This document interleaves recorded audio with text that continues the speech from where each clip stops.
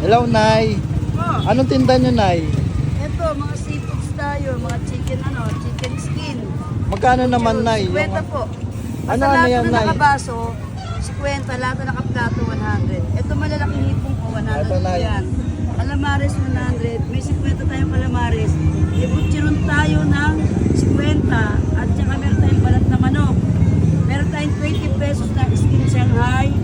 Meron pa tayo, chicken po to ha. Opo. Hindi po baboy to. Ito pa, may isaw po tayo. Tsaka meron tayong big butterfly. Ayun.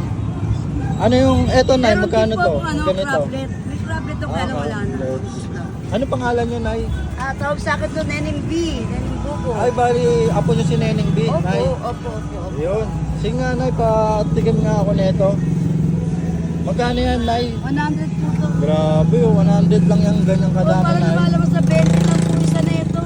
Nay, anong oras ka nag-open dito? Dito, dumarating yung baso pamimili, alas 7. Nakakaset up na kami ng mga alas 8. Ganyan. Araw-araw naman yun, Nay, dito Opo, ka araw-araw. nakapesto. Kahit bumabago, nandito ako. Saan ka malulocate, Nay? Para Dito lang gusto po nila ako, si makita. Palangka at saka Estero Sigado. Sa may pagitan ng Esitan at saka SM Palangka. Ayun, sige po, Nay, po-order po ako. 100 po, Nay. Yun, Initin natin, gusto sige mo? po, sige po. Bali, ilang piraso naman yun, Nay, yung ganong kadami. Lima. May 6. Pag medyo maliit ito. Pagka kaya lang malaki to eh. No? Ito pala maganda dito, guys. Pwede pang iinit ni Nanay. Ay, bakit ang mura ng seafood mo? Hindi ka ba nalulugi?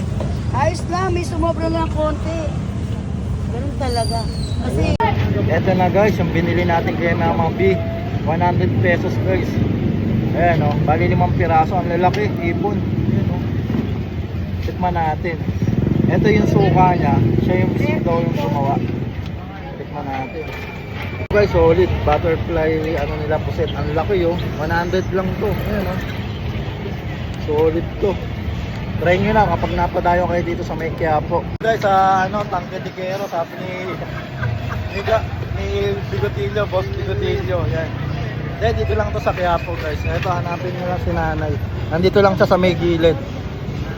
Bilhan nyo, solid quality dito.